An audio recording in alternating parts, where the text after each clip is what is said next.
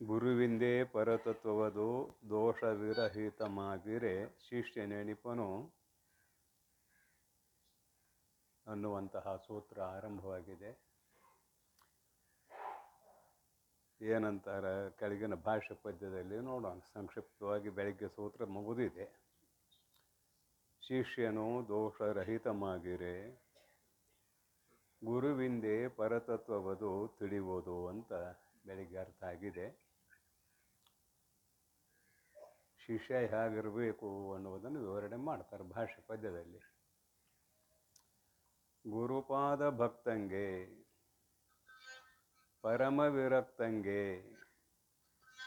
ಪರಿಣತ ಚಿತ್ತಂಗೆ, ಶಿಷ್ಯಂಗೆ ಪರಮಾತ್ಮ ಪದವನು ನಿರಪೇಕ್ಷ ನೆನೆಸಿ ಸದ್ಗುರುವರನು ಒಲವಿಂದೇ ತಿಳಿಪುದು.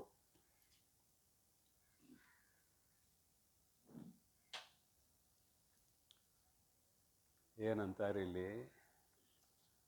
ಶಿಷ್ಯನಾದವನು ಗುರುಗಳಲ್ಲಿ ಆಪ್ತ ಅಂಗಸ್ಥಾನ ಸದ್ಭಾವಾದಿ ಸೇವಾಭಾವದಿಂದ ಯುಕ್ತನಾಗಿರ್ಬೇಕು ಮೊದಲಿಗೆ.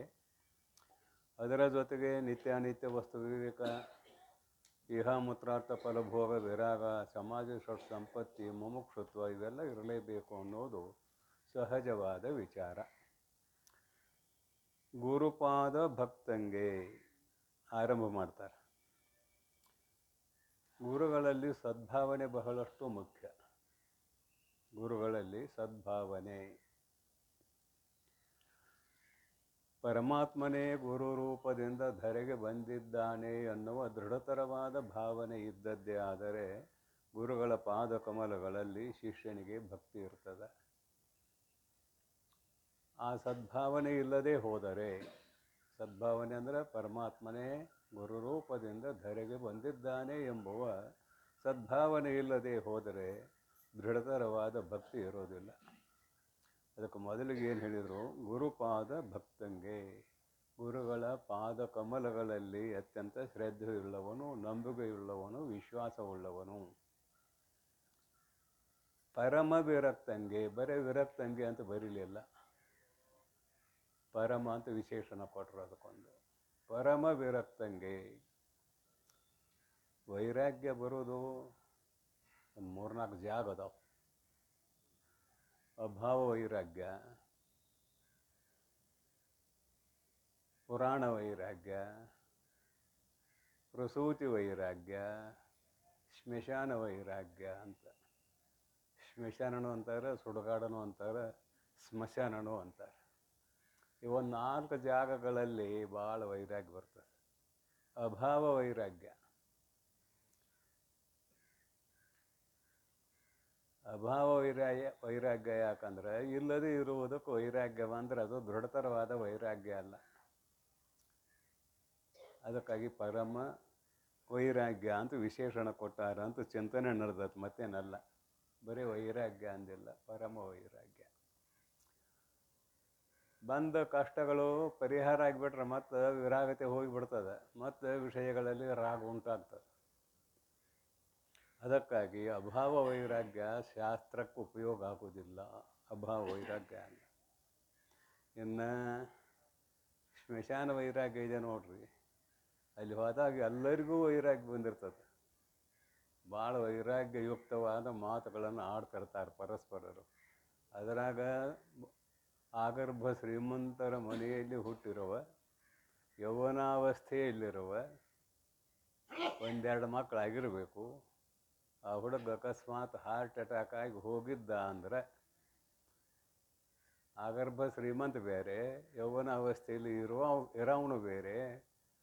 ಹೋಗಿಬಿಟ್ಟಿದಾನಲ್ಲ, ಊರು ಮಂದೆಲ್ಲ ಕೂಡಿರ್ತದೆ, ಭಾಳ ಚಂದ ಮಾತಾಡ್ತಿರ್ತಾರೆ. ಏನು ಎಷ್ಟೆಲ್ಲ ಗಳಿಸಿದ್ದವರಪ್ಪ, ಹುಡುಗ ಭಾಳ ಚಲೋ ಇದ್ದ, ಏನು ಮಾಡೋದು, ಎಲ್ಲ ಬಿಟ್ಟು ಹೋದ. ಎಲ್ಲರ ಹಣೆ ಬರ ಇಷ್ಟ, ನಾವು ಒಂದಿನ ಬಿಟ್ಟು ಹೋಗವ್ರೆ. ಇವು ಸಹಜವಾದ ಮಾತುಗಳು ಎಲ್ಲೇ ಬರ್ತಾವು, ಅಂತಿಮ ಯಾತ್ರೆಗೆ ಅವನ್ನ ಕಳ್ಸಾಕಾದಾಗ ಬರ್ತಾವೆ. ಮುಗೀತು, ಒಂದೊಂದು ಕಟ್ಟಿಗೆ ಹಾಕ್ತೀರಿ ಅಥವಾ ಒಂದು ಮುಟ್ಟಿಗೆ ಮಣ್ಣು ಹಾಕ್ತೀರಿ. ಇಷ್ಟ ಅಲ್ಲ ಇಲ್ಲಿ. ಮತ್ತು ಈ ಕಡೆ ತಡ ಎಲ್ಲ ಮುಖ ಆಗೇ ಬಿಡ್ತಾ ಮರ ನಡಿ ಹೋಗೋಣ ಬೇಗನೆ. ಎಷ್ಟೊತ್ತಿತ್ತು ವೈರಾಗ್ಯ, ವೈರಾಗ್ಯದ ಮಾತೇನೋ ಇದ್ದು, ವೈರಾಗ್ಯ ಎಷ್ಟೊತ್ತಿತ್ತು ಅಂದ್ರೆ ಇನ್ನು ಪುರಾಣ ವೈರಾಗ್ಯ. ಪುರಾಣ ಅಂದ್ರೆ ವಂಶಾನುಚರಿತಂ ಚೈವ ಪುರಾಣಂ ಪಂಚಲಕ್ಷಣಂ ಅಂತ ಮೊನ್ನೆ ಒಂದು ಶ್ಲೋಕ ಹೇಳಿದ್ನೆ, ಅದು ಅರ್ಧಂಬರ್ಧ ಆಗಿತ್ತು. ಸರ್ಗಶ್ಚ ಪ್ರತಿ ಸರ್ಗಶ್ಚ ವಂಶೋ ಮನ್ವಂತರಾಣಿ ಚ ವಂಶಾನುಚರಿತಂ ಚೈವ ಪುರಾಣಂ ಪಂಚಲಕ್ಷಣಂ. ಪುರಾಣ ಕಥೆಗಳಲ್ಲಿ ದೊಡ್ಡ ದೊಡ್ಡ ಮಹಾರಾಜರೆಲ್ಲ ಬರ್ತಾರೆ, ದೊಡ್ಡ ದೊಡ್ಡ ಮಹಾರಾಜರಲ್ಲ, ಏಕಛತ್ರಾಧಿಪತಿಗಳೂ ಬರ್ತಾರೆ. ಆದರೆ ಅವರು ಒಂದಿನ ಈ ಲೋಕ ಬಿಟ್ಟು ಹೋಗ್ತಾರೆ. ಅದೆಲ್ಲವನ್ನು ಓದಿದಾಗ ಏನು ಅಂಥವರೇ ಎಲ್ಲ ಹೋದ್ರೆ ಅಂದ್ರೆ ನಮ್ಮಂಥದ್ದು ಏನಪ್ಪ, ನಮ್ಮದೇ ಎಷ್ಟೈತಿ ಏನು ಎಂತು ಅಂದುಕೊಂಡು ವೈರಾಗ್ಯ ಬರ್ತದೆ, ಪುರಾಣ ವೈರಾಗ್ಯ. ಇದು ಕೂಡ ಪುರಾಣ ಕೇಳುವವರೆಗೆ ಅಷ್ಟೇ. ಪುರಾಣ ಕೇಳಿ ಆ ಬಾಗಲ ದಾಟೋರೊಳಗೆ ಮತ್ತು ಬೇರೆನ ಅಲ್ಲೊಂದು ಹೆಬ್ಬಾಗಿಲತ್ ನೋಡ್ರಿ, ಅಲ್ಲಿ 5 ದೇವ್ ಕುಂತಿರ್ತಾವಂತ. ಏಸು 5, ಒಂದಲ್ಲ, ಒಂದು ದೇವ್ ಬಡ್ದವನ್ನ ಹಿಡಿಯೋದು ಕಷ್ಟ. ಇನ್ನು 5 ದೇವ್ ಯಾವ ಬಡ್ದಾವಲ್ಲ ಅವನ್ನ ಹೆಂಗೆ ಹಿಡಿಯೋದು ಅಂತ. ಆದ್ರೆ ಅವು ಇಲ್ಲಿ ಬರೋದಿಲ್ಲ ದೇವ್ಗಳು. ಅದಕ್ಕೊಂದು ಕತೆ ಹೇಳ್ತಾನೆ ಕೇಳ್ರಿ. ಮಧುಸೂದನ ಸರಸ್ವತಿ ಅನ್ನೋರು ಅದ್ವೈತ ಸಿದ್ಧಿ ಗ್ರಂಥ ಬರೆದಾರೆ. ಮಧುಸೂದನ ಸರಸ್ವತಿ ಅನ್ನೋರು ಅದ್ವೈತ ಸಿದ್ಧಿ ನಾಮಕ ಗ್ರಂಥ ಬರೆದಾರೆ. ಭಾಳ ದೊಡ್ಡ ಪಂಡಿತರು, ಭಾಳ ದೊಡ್ಡ ಪಂಡಿತರು. ಅವರು ಗ್ರಂಥ ಬರೆಯಲಿಕ್ಕೆ ಕುಳಿತಿರುವ ಸಮಯದಲ್ಲಿ ಒಬ್ಬ ಮಹಾನುಭಾವ ಬಂದಿದ್ದಾನೆ. ನೋಡಲಿಕ್ಕೆ ಹುಚ್ಚ, ನೋಡಲಿಕ್ಕೆ ಹುಚ್ಚ. ಪಕ್ಕದಲ್ಲಿ ಒಂದು ಕುರ್ಚಿ ಇದೆ, ಆ ಕುರ್ಚಿ ಮ್ಯಾಗ ಬಂದು ಕುಂತಾವ. ಏನಪ್ಪ ಏನು ಬರೆಯಾಕತ್ತಿದಿ ಅಂತ ಕೇಳಿದೆ. ಹೇಳಿದೆ, ಅದ್ವೈತ ಸಿದ್ಧಿ ಗ್ರಂಥ ಬರೆಯಾಕತ್ತಿದ್ದೀನಿ. ನಿನಗೆ ಸಗುಣ ಬ್ರಹ್ಮ ಸಾಕ್ಷಾತ್ಕಾರ ಆಗೈತೇನಂತ ಕೇಳಿದೆ. ಸುಳ್ಳು ಹೇಳುವಂಗಿಲ್ಲ ಶಾಸ್ತ್ರಜ್ಞರು, ಆಗಿಲ್ಲ ಅಂದ. ಮತ್ತು ಸಗುಣ ಬ್ರಹ್ಮ ಸಾಕ್ಷಾತ್ಕಾರ ಆಗಿಲ್ಲ ಅಂದ್ರೆ ನಿರ್ಗುಣ ಬ್ರಹ್ಮ ವಿಷಯಕವಾದ ಅದ್ವೈತ ಸಿದ್ಧಿ ಗ್ರಂಥ ಹೆಂಗೆ ಬರೆಯಾಕತ್ತೀನಿ ಏನು ಅಂದ. ಗೊತ್ತಾಯ್ತು ಅವ್ನು, ಇವ್ ದೊಡ್ಡ ಜ್ಞಾನಿ ಇದಾನಂತ ಗೊತ್ತಾಯ್ತು. ಬರೀ ಗಾಬರಿ ಆದ. ಸಗುಣ ಬ್ರಹ್ಮ ಸಾಕ್ಷಾತ್ಕಾರ ಮಾಡಿಕೊಳ್ಳುವ ಉಪದೇಶ ಮಾಡ್ರಿ ಅಂದ. ನೋಡ್ರಿ ಅದಾಗ ಬರೆಯಾಕೆ ಕುಂತಿದ್ದ, ಉಪದೇಶ ಮಾಡ್ರಿ ಅಂದ. ಮಂತ್ರೋಪದೇಶ ಮಾಡಿದ. ಹೋಗಿ ಗಂಗಾ ನದಿ ದಡದಲ್ಲಿ ಕುಡಿಸಲ ಹಾಕಿದ, ತಪಸ್ ಮಾಡೋಕೆ ಕುಳಿತ. ಸಗುಣ ಬ್ರಹ್ಮ ಸಾಕ್ಷಾತ್ಕಾರ ಆಗಲೇ ಇಲ್ಲ. ಮಾತು ಗುರುಗಳ ಹತ್ತಿರ ಹೋದ. ನನಗೆ ಸಗುಣ ಬ್ರಹ್ಮ ಇಲ್ಲ, ಗುರುಗಳ ಹತ್ತಿರ ಹೋಗಲಿಲ್ಲ. ಮತ್ತೆ ತಿರುಗಿ ಊರಾಗ ಬರಾಕತ್ತಿದ್ದ. ಅಲ್ಲೊಬ್ಬ ಚಪ್ಪಲಿ ರಿಪೇರಿ ಮಾಡೋ ಕೂಡ್ತಿದ್ದ. 3 ತಿಂಗಳು ತಪಸ್ಸು ಮಾಡಿದ್ದ ಈ ಮಹಾನುಭಾವ, ತಿರುಗಿ ಬರಾಕತ್ತಿದ್ದ. ಅವಂದ ಅವ್ನು ಬರೋದು ನೋಡಿ, ಯಾಕೆ 3 ತಿಂಗಳಿಗೆ ಸಾಕಾಯ್ತೇನೆ ಅಂದೆವು. ಇವನು ಚಪ್ಪಲಿ ರಿಪೇರಿ ಮಾಡ, ನೀವು 3 ತಿಂಗಳಿಗೆ ಸಾಕಾಯ್ತೇನೆ, ಸಗುಣ ಬ್ರಹ್ಮ ಸಾಕ್ಷಾತ್ಕಾರ ಆಗಲಿಲ್ಲ ಅಂತ ಅದು ಹೋಗಿ ಬರಾಕೈತಿಲ್ಲ ಅಂದ. ಇವು ಚಪ್ಪಲಿ ರಿಪೇರಿ ಮಾಡ, ನಾ ತಪ್ಪಿಸಿಕೊಳ್ತದ್ದು ನಿಮ್ಗೆ ಏನು ಗೊತ್ತು, ನಾ ಸಗುಣ ಬ್ರಹ್ಮ ಸಾಕ್ಷಾತ್ಕಾರಕ್ಕೆ ಹೋದದ್ದು ನಿಮ್ಗೆ ಏನು ಗೊತ್ತು ಅಂದ. ಅಲ್ಲೋ ಮಹಾನುಭಾವ, ನಾನು ತಪಸ್ಸು ಮಾಡಕ್ಕೆ ಕೊಳ್ತದ್ದು ನಿನಗೆ ಹಂಗೆ ಗೊತ್ತಾಯಿತು ಅಂದ. ನನಗೊಂದು ಭೂತ ವಶ ಆಗೈತಿ, ಅದು ಹೇಳಿತು ನನಗೆ, ಅದಕ್ಕೆ ನಾನು ಕೇಳೀನಿ ಅಂದೆವು. ಏನಂದ? ನನಗೊಂದು ಭೂತ ವಶ ಆಗೈತಿ, ಅದು ಹೇಳಿತು ನಿನಗೆ ನಾ ಕೇಳೀನಿ ಅಂದ. ಮಾರಾಯ, ಭೂತರ ಪ್ರತ್ಯಕ್ಷ ಆಗುವಂಥ ಮಂತ್ರ ನನಗೆ ಉಪದೇಶ ಮಾಡು ಅಂದ. ಭೂತ ವಶೀಕರಣ ಮಾಡ್ಕೊಳ್ಳೋರು ಮಂತ್ರ ಅನುಷ್ಠಾನ ಮಾಡ್ತಾರೆ. ಅವನ ಮಂತ್ರ ಉಪದೇಶ ಮಾಡಿದ. ನೋಡ್ರಿ, ಓದೋವ್ರ ಚಿತ್ತ ಹೆಂಗೆ ಇರ್ತೈತಿ, ಏನು ಇರ್ತೈತಿ ಅಂದ್ರೆ, ಅವನು ನೋಡಿದ್ರೆ ಕೀಳು ಕೆಲಸ ಮಾಡಕತ್ತಾನೆ, ಇವು ನೋಡಿದ್ರೆ ದೊಡ್ಡ ಪಂಡಿತ, ಅವನ ಹತ್ರ ನಾ ಮಂತ್ರೋಪದೇಶ ತೊಗೋಬೇಕು ತೊಗೋಬಾರ್ದು ಅನ್ನೋದೇನಿರಲಿಲ್ಲ. ಅದಕ್ಕೆ ನಾವು ಉಪದೇಶ ಮಾಡಿದ ಮತ್ತೆ ಹೋಗಿ 3 ತಿಂಗಳು ಕೊಡ್ತಾ ದೆವ್ವನು ಪ್ರತ್ಯಕ್ಷ ಆಗಲಿಲ್ಲ, ಭೂತನು ಪ್ರತ್ಯಕ್ಷ ಆಗಲಿಲ್ಲ. ತಿರುಗಿ ಬಂದ ಅವನ ಹತ್ತಾರ, ಮಾರಾಯ ಭೂತನು ಪ್ರತ್ಯಕ್ಷ ಆಗಲಿಲ್ಲ ನನಗಂದ. ಇಲ್ಲ, ಭೂತ ನಿನಗೆ ಹೆದರಿತು ಅಂದ. ಯಾಕೆ? ನೀನು ಶುದ್ಧಾಂತಕರಣಿಯಾಗಿದ್ದೀಯ, ಆದುದರಿಂದ ನಿನ್ನ ಹತ್ತಿರ ಬರೋಕ್ಕೆ ಹೆದರಿತದು, ನನಗೆ ಬಂದು ಹೇಳಿತು, ಇನ್ನು ನೀನು ತಪಸ್ಸು ಮಾಡೋಕೆ ಹೋಗು, ಸಗುಣ ಬ್ರಹ್ಮ ಸಾಕ್ಷಾತ್ಕಾರ ಆಗ್ತದೆ ಅಂತ ಹೇಳಿ ಕಳಿಸ್ತಾನ. ಯಾರು? ಚಪ್ಪಲಿ ರಿಪೇರಿ ಮಾಡೋ. ಈ ಕತೆ ಯಾಕೆ ಇಲ್ಲಿ ಹೇಳಿದ್ದಾನೆ ಅಂದ್ರೆ, ಅಲ್ಲ ಇದು ಭೂತ ಕೂತಾವ, ಇಲ್ಲಿ ಒಳಗೆ ಬರೋದಿಲ್ಲ ಅವು, ನಿಮಗೆಲ್ಲ ಅಂಜಾವ. ಸಿದ್ಧಾರೂಢಪ್ಪದಾನಿಲ್ಲೇ, ಗುರುನಾಥಾಡ್ಬಿಡ್ದಾರೆ ಇಲ್ಲಿ, ಅದಕ್ಕೆ ಅವು ಬರೋದಿಲ್ಲ. ಇಲ್ಲಿಂದ ಎದ್ದು ಹೋದ್ರಿ, ಬಾಗಿಲ ದಾಟಿದ್ರಿ ಹಿಡ್ಕೊಂಡೇ ಬರ್ತಾ. ಏನು ಹಿಡ್ಕೊಳ್ಳೋದಿಲ್ಲ ಅಂತ ಒಬ್ಬರಾರ ಹೇಳ್ರಿ. ಈ ಶರೀರನ ಅಂತ ಯಾರ್ಯಾರಂತೆ ಅವರೆಲ್ಲರಿಗೂ 5 ಭೂತಗಳು ಬಡ್ಕೊಂಡಿಲ್ಲ. ಮತ್ತೇನಿಲ್ಲ, ಸುಮ್ಮನೆ 4 ಮಾತುಗಳು. ಭೂತ ಅಲ್ಲಿ ಕೂತಿದ್ದಾವ ಅಂತ ಹೇಳಿನಲ್ಲ, ಅದಕ್ಕೆ ಇದೊಂದು ಕತೆ ಜೋಡಿಸಿನಿ ಅಷ್ಟೇ, ಮತ್ತೇನಿಲ್ಲ. ಪರಮ ವಿರಕ್ತಂಗೆ, ಇನ್ನು ಮೈತ್ರಿ ಇದ್ದಾಳೆ ಪರಮ ವಿರಕ್ತ ಅನ್ನೋದು ಪ್ರತ್ಯಕ್ಷವಾಗಿ ಈ ಗ್ರಂಥದಲ್ಲಿ ಬರೆದಿದ್ದಾರೆ.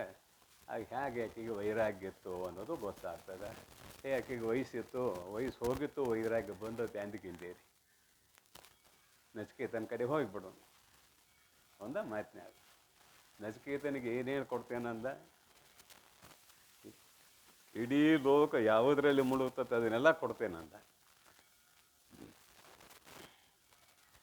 ಯಾವ ಶೃಂಖಲೆಯಿಂದ ಜಗತ್ತಿನ ಜನರೆಲ್ಲರೂ ಕಟ್ಟಲ್ಪಟ್ಟಿದ್ದಾರೆಯೋ ಎಲೈ ನಚಿಕೇತನೇ, ಆ ಶೃಂಖಲೆಯನ್ನು ನೀನು ತಿರಸ್ಕಾರ ಮಾಡಿದಿ, ಆದುದರಿಂದ ನಿನಗೆ ಬ್ರಹ್ಮವಿದ್ಯೆಯನ್ನು ಹೇಳುತ್ತೇನೆ ಅಂತ ಶುರು ಮಾಡ್ಯಾನ. ಅತ್ಯಂತ ವೈರಾಗ್ಯ. ಜಗತ್ತಿನ ಪದಾರ್ಥಗಳು ತೋರಿಕೆ ಅಷ್ಟೇ, ಇವಕ್ಕೆ ಇರುವಿಕೆ ಇಲ್ಲ, ತುಚ್ಛ ಪದಾರ್ಥಗಳು. ಇವುಗಳನ್ನು ಎಷ್ಟು ಸಂಗ್ರಹ ಮಾಡಿದರೂ ಕೂಡ ಇವುಗಳನ್ನು ಬಿಟ್ಟು ಈ ಶರೀರ ಹೋಗ್ತದೆ ಅಥವಾ ಅವರ ಇವನ ಕೈ ಬಿಟ್ಟು ಹೋಗ್ತಾವೆ ಅನ್ನುವ ದೃಢತರವಾದ ನಿಶ್ಚಯ ಇತ್ತು ಅಂದರೆ ಪರತರ ವೈರಾಗ್ಯ ಶಿಷ್ಯನಲ್ಲಿರ್ತದೆ ಅನ್ನೋದನ್ನು ತಿಳಿಸಲಿಕ್ಕೆ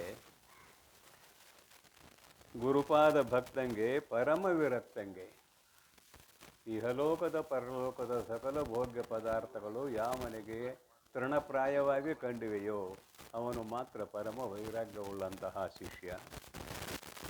ಪರಿಣತ ಚಿತ್ತಂಗೆ, ಶುದ್ಧಾಂತಕರಣಿಗೆ ಯಾವಾಗ ವೈರಾಗ್ಯ ದೃಢ ಆಗ್ತದೆ ಅಂತಃಕರಣ ಶುದ್ಧ ಆಗತ್ತದ, ಸಂಶಯವಿಲ್ಲ.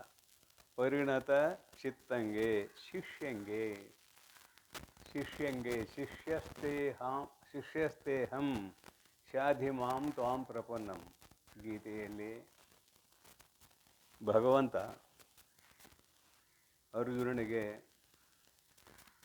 ತತ್ವೋಪದೇಶ ಮಾಡುವ ಪ್ರಸಂಗ ಬಂತಲ್ಲ, ಕತೆ ಅಂತೂ ದೊಡ್ಡದಿದೆ, ನಿಮಗೆಲ್ಲರಿಗೂ ಗೊತ್ತಿದೆ. ಬಿಲ್ಲು ಬಾಣ ಯಾವಾಗ ಕೆಳಗಿಲ್ಲ ಅಂದರೆ ಭೀಷ್ಮ ದ್ರೋಣಾದಿಗಳನ್ನು ನೋಡಿ ಇವರು ನನ್ನ ಗುರುಗಳು, ಇವರನ್ನು ಹೇಗೆ ನಾನು ಹನನ ಮಾಡಲಿ, ಇವರನ್ನು ಹೇಗೆ ಕೊಲ್ಲಲಿ ಅನ್ನುವ ಮೋಹ ಬಂತು.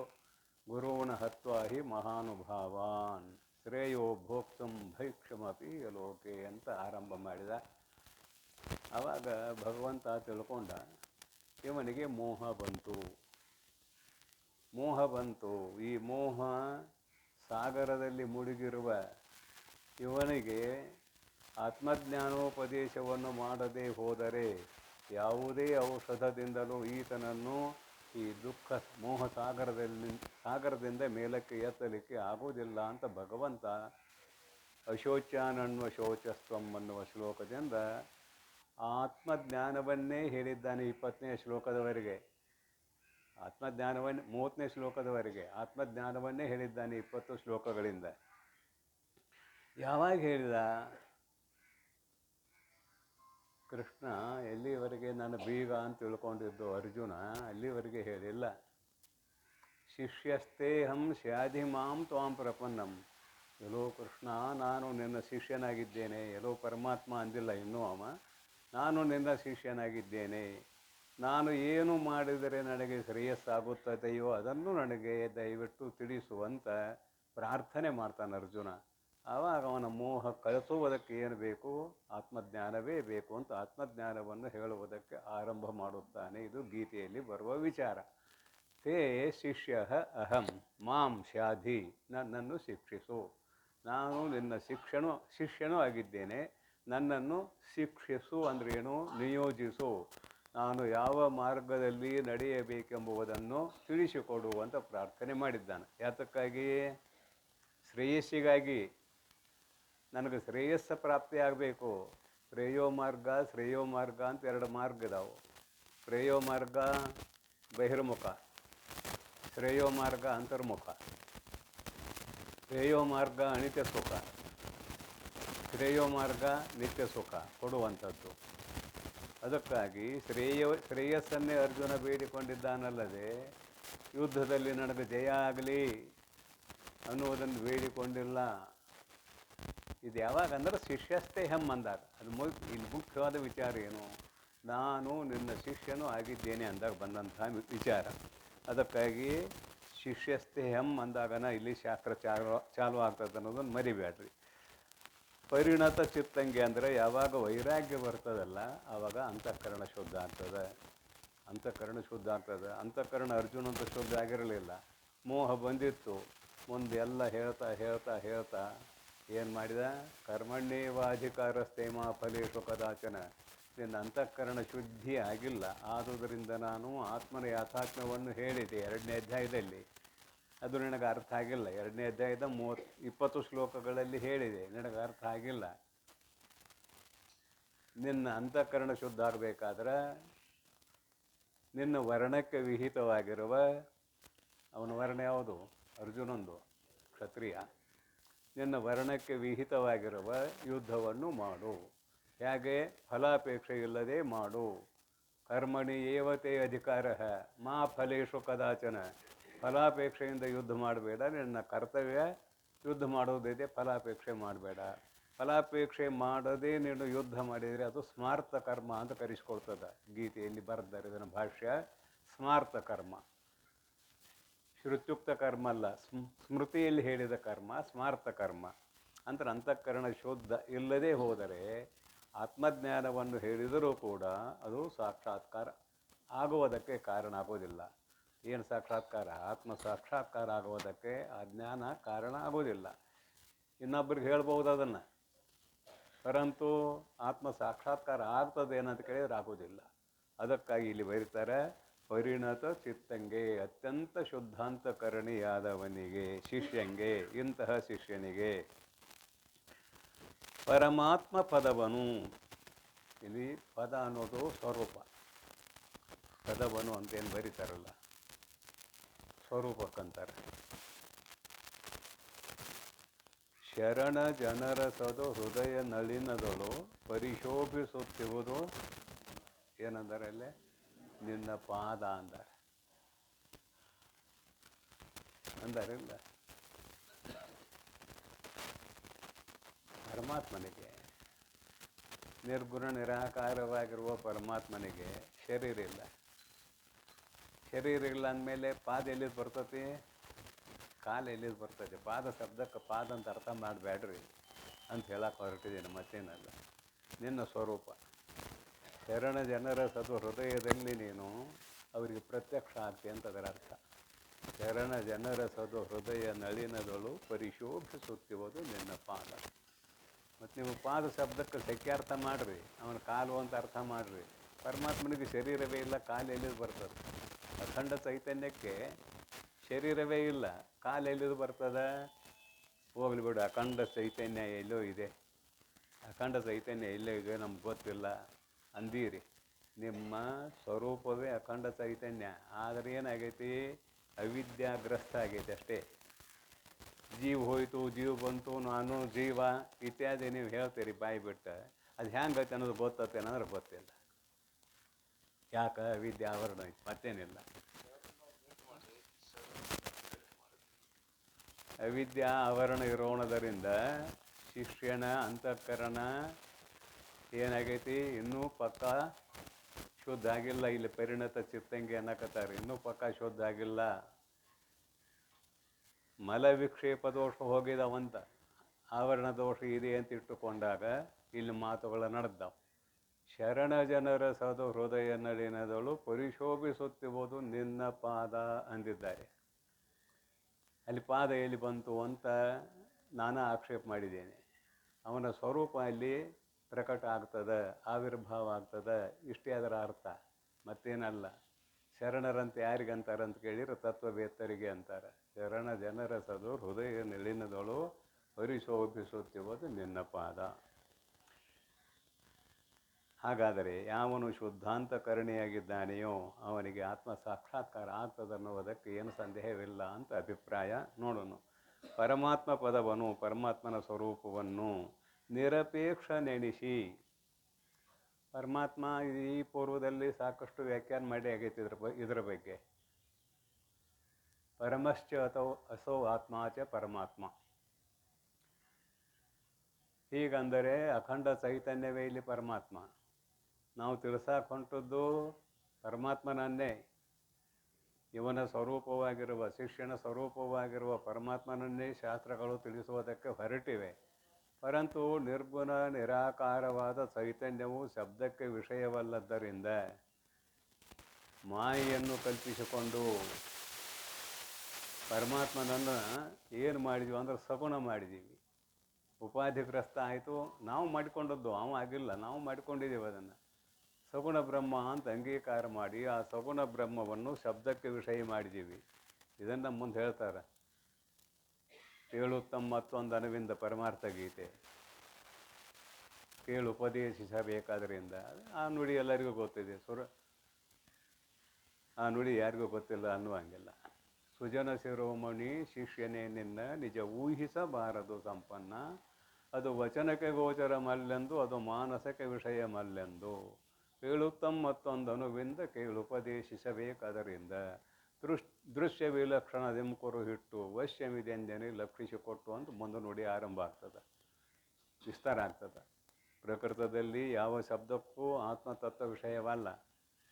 ಮತ್ತೇನು ಮಾಡ್ತಾರೆ? ಸಗುಣ ಬ್ರಹ್ಮವನ್ನು ಮಾಡಿಕೊಂಡು ಮಾಯಾ ಉಪಾಧಿ ಅವಿದ್ಯಾ ಉಪಾಧಿಯನ್ನು ಜೋಡಿಸಿಕೊಂಡು ಅಖಂಡ ಚೈತನ್ಯವನ್ನು ಬೋಧಿಸುವುದಕ್ಕೆ ಈ ಪೂರ್ವದಲ್ಲಿ ಹೇಳಿ ಆಗೈತಿದ್ದಾನೆ. ಉಪಾಧಿಗಳನ್ನು ಇಟ್ಟುಕೊಂಡು ಏನು ಹೇಳ್ತಾರೆ? ಸರ್ವಜ್ಞತ್ವಾದಿ ಗುಣಗಳು, ಕಿಂಚಿಜ್ಞತ್ವಾದಿ ಗುಣಗಳನ್ನು ಹೇಳ್ತಾರೆ. ಆಮೇಲೆ ಉಪಾಧಿಗಳನ್ನು ನೇತಿಗಳೆಯುತ್ತಾ ಅಲ್ಲಿ ಮಾಯೋಪಯುತ ಚೇತನ ತತ್ಪದಾರ್ಥದ ಲಕ್ಷ್ಯಾರ್ಥ, ಪದಾರ್ಥದ ಲಕ್ಷ್ಯಾರ್ಥ ಅವಿದ್ಯೋಪಹಿತ ಚೇತನ, ಅಶಿಪದ ವಾಚ್ಯಾರ್ಥ ಎರಡೂ ಉಪಹಿತ ಚೇತನಗಳು, ಮಾಯೋಪಹಿತ ಚೇತನ, ಅವಿದ್ಯೋಪಹಿತ ಚೇತನ. ಅಶಿಪದದ ವಾಚ್ಯಾರ್ಥ, ಅಶಿಪದದ ಲಕ್ಷ್ಯಾರ್ಥ ಏನೋ? ಉಪಹಿತ ಭಾಗ ಬಿಡು, ಚೇತನ ಭಾಗ ಉಳಿಸಿಕೊ, ಅಖಂಡ ಚೈತನ್ಯ ನಿನ್ನ ಸ್ವರೂಪ ಅನ್ನುವುದು ಸಿದ್ಧ ಆಗ್ತದೆ ಅಂತ ತಿಳಿಸುವ ಮಾತಿದು. ಸಿದ್ಧ ಆಗ್ತದೆ ಅಂದ್ರೆ ಹೊಸದಾಗಿ ಸಿದ್ಧ ಆಕತ್ತೇನ?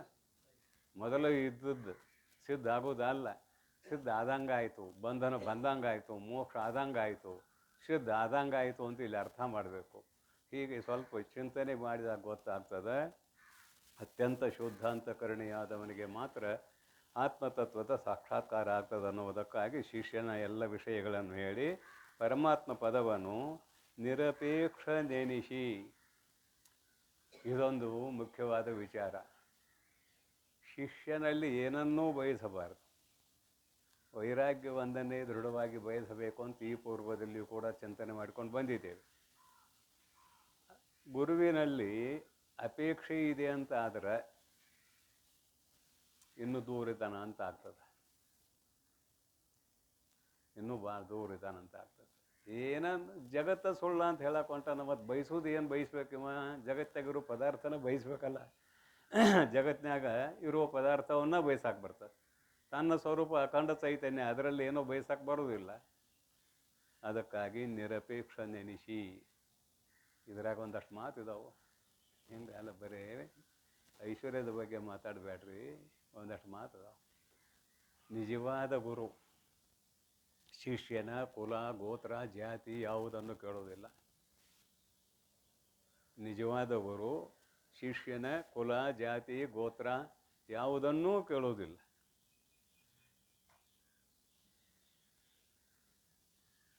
ಅವ ನಿರಪೇಕ್ಷ ನೆನೆಸಿ.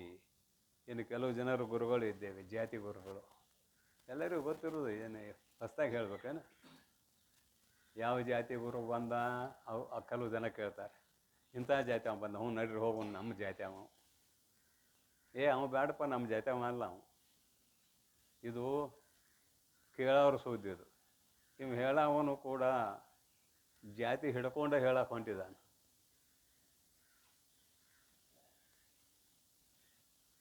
ಜಾತಿ ಕಲ್ಪಿತ, ಜಗತ್ತ ಕಲ್ಪಿತ ಆದಾಗ ಜಾತಿ ಕಲ್ಪಿತ ಅಲ್ಲೇನ್ರಿ? ಜಾತಿ ಕಲ್ಪಿತ. ಇವನ್ನೂ ಕೂಡ ಯಾವನ್ನು ಕೇಳಬಾರದು. ನಿರಪೇಕ್ಷ ನೆನೆಸಿ ಅಂದರೆ ದ್ರವ್ಯ, ಧನ, ಕನಕ ಅದೆಲ್ಲ ಆಯಿತು. ಇದನ್ನು ಕೂಡ ಕೇಳಕೂಡದು ಅಂತ ಅಭಿಪ್ರಾಯ. ಮತ್ತು ನೀವು ಜಾತಿ ಕೇಳಿದಂದ್ರೆ ಅವನ ಮೇಲೆ ಜಾತಿ ಆರೋಪ ಮಾಡಿದಂಗೆ ಆಯ್ತಲ್ಲ. ನಾವು ಜಾತಿ ಬಿಟ್ಟು ಬಂದಿದ್ದ ಪಾಪ. ಯಾವ ಜಾತಿ ನಿಂದು ಅಂತ ಕೇಳಿದ ಕೂಡಲೇ ನನಗೆ ಜಾತಿ ಇಲ್ಲ ಅಂತ ಹೇಳಿ ಸೊಕ್ಕನೆ ಮಾದ್ಗಿದ್ದೇನೆ ಅಂತ ತಿಳ್ಕೊಂಡ ಹುಡುಗ ಇಂಥ ಜಾತಿ ಅವ್ರಿಗೆ ಅಂತು.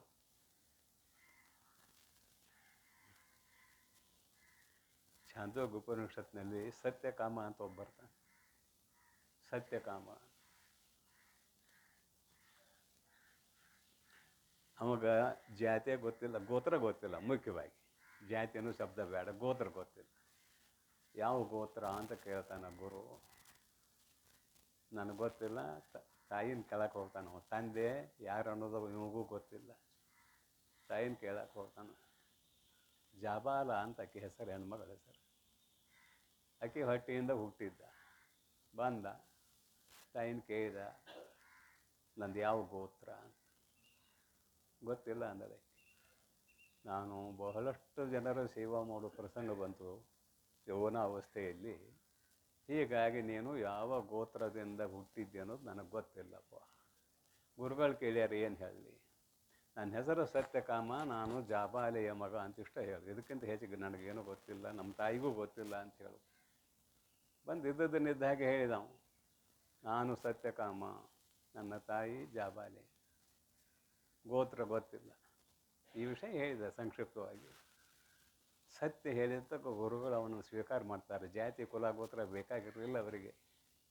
ಶಾಸ್ತ್ರ ಹೇಳೋವರಿಗೆ ಜಾತಿ ಕುಲ ಗೋತ್ರ ಇಟ್ಕೊಂಡು ಹೇಳಬೇಡ್ರಿ ಅನ್ನುವುದಕ್ಕಾಗಿ ಈ ರೀತಿ ವ್ಯವಸ್ಥೆ ಮಾಡಿದ್ದಾರೆ.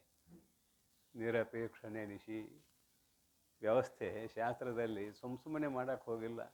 ಹಲವಾರು ವಿಷಯಗಳನ್ನು ತಮ್ಮ ಬುದ್ಧಿಶಕ್ತಿಯಿಂದ ಗ್ರಹಿಸಿ ಉಪದೇಶ ಮಾಡುವವರು ಅವನಲ್ಲಿ ವೈರಾಗ್ಯ, ಸತ್ಯತ್ವ ಮೊದಲಾದವುಗಳಿದ್ರೆ ಸಾಕು.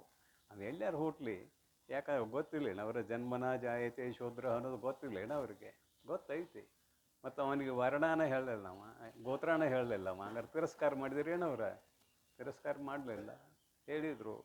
ಇತ್ಯಾದಿ ಎಲ್ಲ ವಿಷಯಗಳನ್ನು ಕ್ರೋಢೀಕರಿಸಿಕೊಂಡು ನಿರಪೇಕ್ಷ ನೆನೆಸಿ ಗುರುವಾದವನು ಯಾವುದೇ ಅಪೇಕ್ಷೆ ಇಲ್ಲದೆ ಸದ್ಗುರುವರನು, ಅದಕ್ಕೆ ಸದ್ಗುರು ಮತ್ತು ವಿಶೇಷಣ ಕೊಡ್ತಾರೆ. ಸದ್ಗುರುವರನು ತನ್ನ ಸ್ವರೂಪದ ಸಾಕ್ಷಾತ್ಕಾರವನ್ನು ಮಾಡಿಕೊಂಡಿರುವ ಮಹಾನುಭಾವನು. ಎರಡೂ ಇಲ್ಲಿ ಶ್ರೋತ್ರಿಯತ್ವ ಬ್ರಹ್ಮನಿಷ್ಠತ್ವ ಎರಡೂ ಉಳ್ಳವನು ಅಂತ ಅರ್ಥ. ಯಾಕಂತ ಕೇಳಿದರೆ ಶಿಷ್ಯನ ಸಕಲ ಸಂಶಯಗಳನ್ನು ಪರಿಹಾರ ಮಾಡಬೇಕಾದ್ರೆ ಶ್ರೋತ್ರಿಯತ್ವ ಬೇಕು. ಇನ್ನು ಶ್ರೋತ್ರಿಯತ್ವ ಇದೆ, ಬ್ರಹ್ಮನಿಷ್ಠ ಆಗಿಲ್ಲ ಅಂದರೆ ಉಪಯೋಗಕ್ಕೆ ಬರುವುದಿಲ್ಲ. ಗುರುಗಳ ಆಚಾರ ಯದ್ಯದಾಚರತಿ ಶ್ರೇಷ್ಠ ತತ್ತದೇವೇತರೋ ಜನಃ ಸಯತ್ ಪ್ರಮಾಣಂ ಕುರುತೆ ಲೋಕಸ್ತತನು ವರ್ತತೆ ಎನ್ನುವುದನ್ನು ಇಲ್ಲಿ ನೆನಪು ಮಾಡಿದರೆ ತಪ್ಪಲ್ಲ. ಬ್ರಹ್ಮನಿಷ್ಠ ಅಲ್ಲದೆ ಹೋದರೆ ಏನಾಗ್ತದೆ ಅಂತ ಕೇಳಿದರೆ ಒಂದಷ್ಟು ಅನಾಚಾರಗಳು ನಡೀಬಹುದು. ಅದಕ್ಕಾಗಿ ಬ್ರಹ್ಮನಿಷ್ಠನಾದವನು ತನಗಾಗಿ ಏನೂ ಅನುಷ್ಠಾನ ಮಾಡಬೇಕಾಗಿಲ್ಲ. ಎಲ್ಲ ಸುಳ್ಳಂದಾನ ಪ್ರಾರಬ್ಧ ಕರ್ಮಕ್ಕೆ ಅಧೀನವಾಗಿ ಹೆಂಗೆ ಬೇಕು ಹಂಗೆ ಹೋಗಬೇಕು ಅಂತ ಅರ್ಥ ಮಾಡಲಿಲ್ಲ. ಮತ್ತೇನು ಮಾಡ್ತಾರೆ ಅಂದ್ರೆ, ಸುರೇಶ್ವರ ಆಚಾರ್ಯ ಒಂದು ಮಾತು ಹೇಳ್ತಾರೆ ಇಲ್ಲಿ. ಬುದ್ಧ್ವಾ ಅದ್ವೈತ ತತ್ವಸ್ಯ ಯಥೇಷ್ಟಾಚರಣಂ ಯದಿ ಶೂನಾಂ ತತ್ವದೃಶಾಂ ಚೈವ ಕೋ ಭೇದ ಅಶುಚಿ ಭಕ್ಷಣೆ. ಅಶುಚಿ ಭಕ್ಷಣೆ, ಅಶುಚಿ ಭಕ್ಷಣೆ ಅನ್ನುವುದರಲ್ಲಿ ಭಾಳ ಅರ್ಥ ಇದೆ. ಕಣ್ಣಿಗೆ ಒಂದು ಧರ್ಮ, ಕಿವಿಗೆ ಒಂದು ಧರ್ಮ, ನಾಲಿಗೆಗೆ ಒಂದು ಧರ್ಮ, ಕೈಗೆ ಒಂದು ಧರ್ಮ ಅಂದ್ರೆ ಸ್ವಭಾವ. ನಾ ಹೇಳಕ್ಕೆ ಹೊರಟದ್ದು, ನೋಡುವುದು ಕಣ್ಣಿನ ಧರ್ಮ, ಕೇಳುವುದು ಕಿವಿಯ ಧರ್ಮ, ಕೊಡುವುದು ತೆಗೆದುಕೊಳ್ಳುವುದು ಕೈಗಳ ಧರ್ಮ ಅಂತ ಇಟ್ಟುಕೊಳ್ರಿ. ಅಶುಚಿ ಭಕ್ಷಣೆ ಅಂದರೆ ಬರೀ ಬಾಯಿಂದ ತಿನ್ನೋದು ಅಂತ ಅರ್ಥ ಅಲ್ಲ. ನೋಡುವುದರ ಹಿಂದಿನ ಭಾವನೆ ಹೇಗೆ ಇರ್ತದೆ, ಅಲ್ಲಿ ಶುಚಿ ಅಶುಚಿ ಉಂಟಾಗ್ತದೆ. ಅರ್ಥ ಆಕತ್ತಲ್ಲ? ನೋಡುವುದರ ಹಿಂದೆ ಯಾವ ಭಾವನೆ ಇದೆಯೋ ಅದರ ಮೇಲೆ ಶುಚಿ ಅಶುಚಿ ಎರಡೂ ಉಂಟಾಗ್ತದೆ. ನೀವು ಪರರ ವಸ್ತುವನ್ನು ಸದ್ಭಾವನೆಯಿಂದ ನೋಡ್ರಿ, ಏನು ತಪ್ಪಿಲ್ಲ. ಅಸದ್ಭಾವನೆಯಿಂದ ನೋಡಬೇಡ್ರಿ. ಇವನ್ನ ವಿವರಣೆ ಮಾಡೋದು ನನ್ನ ಕೆಲಸನೂ ಅಲ್ಲ, ಆದರೂ ಎರಡು ಮಾತು ಹೇಳಬೇಕು. ಲೋಷ್ಟವತ್ ಪರದ್ರವ್ಯಾಣಿ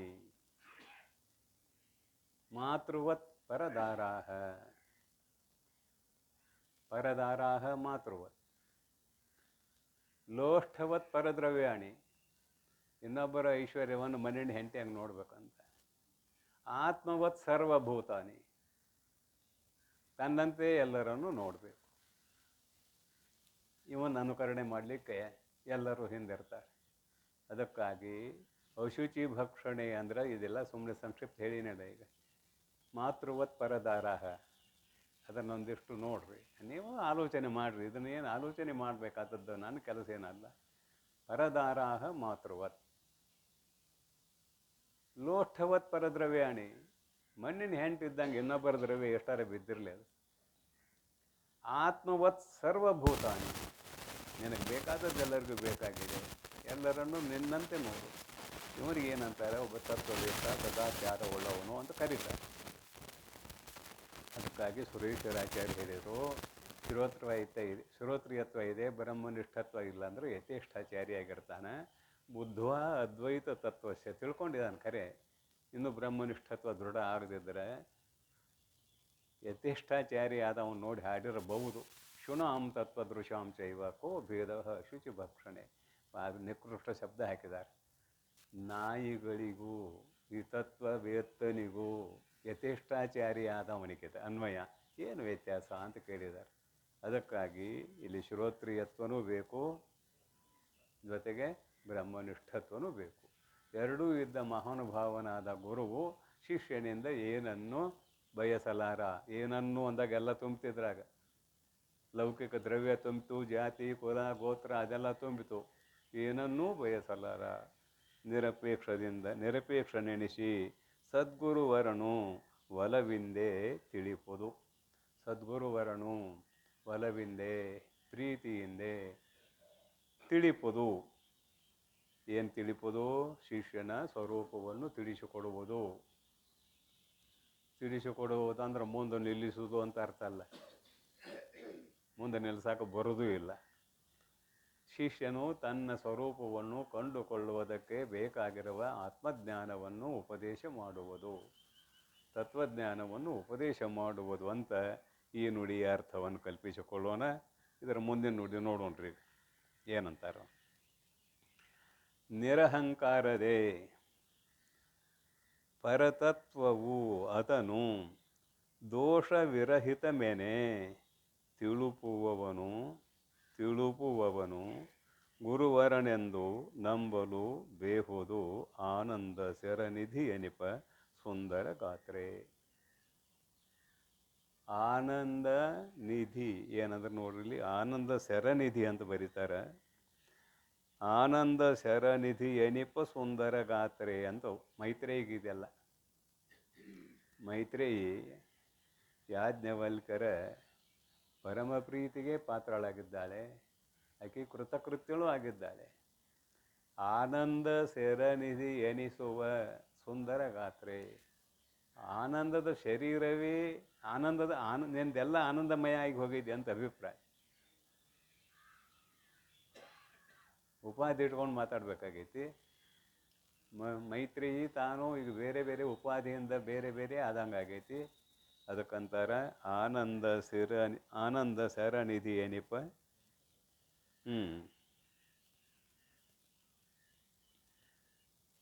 ತರುಣಿ ಕೇಳುವ ಶ್ರವಣಾದಿ ಆಯ್ತಾ. ನಿರಹಂಕಾರದೇ ಪರತತ್ವವನ್ನು ದೋಷ ವಿರಹಿತ ಮೇಲೆ ತಿಳುಪುವನು ಗುರುವರನೆಂದು ನಂಬುವುದು ಆನಂದ ಸರನಿಧಿ ಎನಿಪ ಸುಂದರ ಗಾತ್ರೆ. ಇಲ್ಲಿ ಸೌಂದರ್ಯ ಎಲ್ಲಿ ಬಂತು ಅದನ್ನೆಲ್ಲ ಪೂರ್ವದಲ್ಲಿ ಚಿಂತನೆ ಮಾಡಿದ್ದೇವೆ. ಸೌಂದರ್ಯ ಅನ್ನೋದೇನು? ಅಧ್ಯಾತ್ಮ ರಂಗದಲ್ಲಿ ತನ್ನನ್ನು ತೊಡಗಿಸಿಕೊಂಡದ್ದೇ ಸೌಂದರ್ಯ. ಶರೀರ ಯಾರ್ದಾರ್ದು ಬಿದ್ದು ಯಾರದೇ ಆದರೂ ಬಿದ್ದು ಹೋಗೋದೆ. ಮೈತ್ರಿಯ ಶರೀರವು ಒಂದಿನ ಬೀಳುವುದೇ, ಯಾಜ್ಞವಲ್ಕ್ಯರ ಶರೀರವು ಒಂದಿನ ಬೀಳುವುದೇ, ಅದರಾಗೇನು ಸಂಶಯವಿಲ್ಲ. ಪರಂತು ಆನಂದ ಶರನಿಧಿ ಎನಿಪ ಸುಂದರ ಗಾತ್ರಿ ಅಂತ ಹೇಳ್ಬೇಕಾದ್ರೆ ತತ್ವದಲ್ಲಿ ಸಂಪೂರ್ಣ ಮುಳುಗಿದ್ದಾಳಕ್ಕೆ, ತತ್ವ ಚಿಂತನೆಯಲ್ಲಿ ಸಂಪೂರ್ಣ ಮುಳುಗಿದ್ದರಿಂದ ಈ ಶಬ್ದವನ್ನು ಉಪಯೋಗ ಮಾಡಿದ್ದಾರಂತ ಅರ್ಥೈಸಿಕೊಂಡರೆ ಅನುಕೂಲ ಆಗ್ತದೆ ಅನ್ನುವಂಥ ಒಂದು ಅಭಿಪ್ರಾಯ. ಹೀಗೆ ಸಂಬೋಧನೆ ಮಾಡಿ ಹೇಳ್ತಾರೆ. ಗುರು ಹೇಗಿರಬೇಕು ಅನ್ನೋದನ್ನು ಹೇಳ್ತಾರೆ ನೋಡ್ರಿ. ಮತ್ತೆ ನಿರಹಂಕಾರದೇ ಪರತತ್ವವನು ದೋಷವಿರಹಿತ ಮೆನೆ ತಿಳುಪುವವನನು ಗುರುವರನೆಂದು ನಂಬಲು ಬೇಹುದು. ಮ್ಯಾಲ ನಿರಪೇಕ್ಷ ನೆನೆಸಿ ಒಂದು ಆಯಿತು. ಈ ನುಡಿಯಲ್ಲಿ ಏನಂತಾರೆ, ನಿರಹಂಕಾರದೇ ಗುರುಗಳಿಗೆ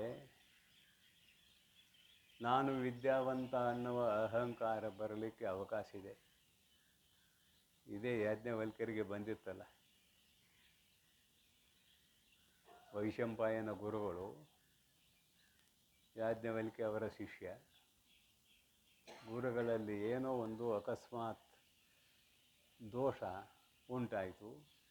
ಆ ದೋಷದ ಪರಿಹಾರಕ್ಕಾಗಿ ಎಲ್ಲ ಶಿಷ್ಯರಿಗೆ ಹೇಳಿದರು, ಇಂಥದ್ದೊಂದು ದೋಷ ಉಂಟಾಗಿದೆ, ಎಲ್ಲರೂ ಸ್ವಲ್ಪ ಉಪಾಸನೆ ಮಾಡಿರಿ, ಆ ದೋಷ ಪರಿಹಾರ ಆಗ್ತದೆ ಅಂದಾಗ ಯಾಜ್ಞವಲ್ಕ್ಯ ಶಿಷ್ಯ ಅಂದ, ಎಲ್ಲರೂ ಏನದನ್ನು ಮಾಡೋದು ಬೇಕಾಗಿಲ್ಲ, ನಾವು ಒಬ್ಬನೇ ಮಾಡಿದ್ರು ನಿಮ್ಮ ದೋಷ ಪರಿಹಾರ ಆಗ್ತದೆ ಅಂದ. ಆವಾಗ ಗುರುಗಳಂದರು, ನಾನು ಎಲ್ಲವನ್ನು ತಿಳಿದ ಮಾಂತಿ ಅವನಿಗೆ ಸೊಕ್ಕು ಬಂದಿದೆ ಅಂದವ್ರು ಏನು ಹೇಳಿದರು, ನನ್ನ ವಿದ್ಯೆ ನನಗೆ ಕೊಡು ಅಂದರು. ನಿನಗೆ ವಿದ್ಯೆಯ ಅಹಂಕಾರ ಬಂದಿದೆ, ನನ್ನ ವಿದ್ಯೆಯನ್ನು ನನಗೆ ಕೊಡು ಅಂದ್ರೆ ಅವರು. ಅವಾಗ ವಾಂತಿ ಮಾಡಿದ. ಇನ್ನು ಉಳಿದ ಶಿಷ್ಯರನ್ನು ಏನು ಮಾಡಿದರು ಗುರುಗಳು, ಎಲ್ಲ ಮಂತ್ರಗಳ ವಾಂತಿ, ತಿತ್ತಿರಿ ಪಕ್ಷಿಗಳನ್ನು ಮಾಡಿದರು. ಆ ಪಕ್ಷಿಗಳ ರೂಪದಲ್ಲಿ ಎಲ್ಲ ಶಿಷ್ಯರು ಆ ವಾಂತಿ ರೂಪದಲ್ಲಿ ಬಿದ್ದಿರುವ ಮಂತ್ರಗಳನ್ನು ಗ್ರಹಣ ಮಾಡಿದರು. ಆ ಮಂತ್ರಗಳೇ ಶಿಷ್ಯರ ಮುಕ್ತಿಯಿಂದ ಹೊರಗೆ ಬಂದು ಕ್ರೋಢೀಕೃತವಾದಾಗ ತೈತ್ತಿರಿ ಉಪನಿಷತ್ತಾಯಿತು. ಕಥೆ ಇದು. ಅಂದರೆ ವಿದ್ಯೆಯ ಅಹಂಕಾರವು ಬರಲಿಕ್ಕೆ ಜಾಗಿದೆ ಒಂದು ಮಾತು, ಇಲ್ಲಿ ಬೇರೆ ಇದೆ ಅರ್ಥ, ಇಲ್ಲಿದು ಹೇಳ್ತೇನೆ. ಈಗ ವಿದ್ಯೆ ಅಹಂಕಾರ, ಅಷ್ಟಮದಗಳಲ್ಲಿ ಇದು ಒಂದು ವಿದ್ಯಾಮದ, ಅಷ್ಟಮದಗಳಲ್ಲಿ ಇದು ಒಂದು ವಿದ್ಯಾಮದ. ಇಲ್ಲಿ ಏನಂತಾರೆ ಗುರುಗಳು, ನಿರಹಂಕಾರದೇ, ಅಹಂಕಾರ ಇರಬಾರ್ದು ಅಂತ ಹೇಳಕೊಂಡಿದ್ದಾರೆ. ನಿರಹಂಕಾರದೇ, ನಾನು ಹೇಳುವವನು, ಶಿಷ್ಯನು ಕೇಳುವವನು, ನಾನು ಮೇಲೆ ಕುಳಿತವನು, ಶಿಷ್ಯನು ಕೆಳಗೆ ಕುಳಿತವನು. ಸುಮ್ಮನೆ ಈಗ ನಾ ಕಲ್ಪನೆ ಮಾಡಿ ಹೇಳಕತ್ತೀನಿ. ಹಿಂದೆಲ್ಲ ಗುರುಕುಲದಲ್ಲಿ ಸಮಾನ ಪೀಠ ಇದ್ದು, ಹೀಗೆಲ್ಲ ಇರಲಿಲ್ಲ. ಶಿಷ್ಯರು ಎಲ್ಲರೂ ಎದುರಿಗೆ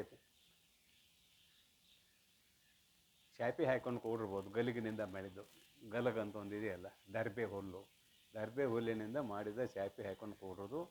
ಗುರುಗಳು ಒಂದು ಜಿಂಕಿ ಚರ್ಮದ ಮೇಲೋ ಯಾವುದರ ಮೇಲೋ ಕೂಡೋದು, ಇಷ್ಟೇ ಇತ್ತು ಸಮಾನ.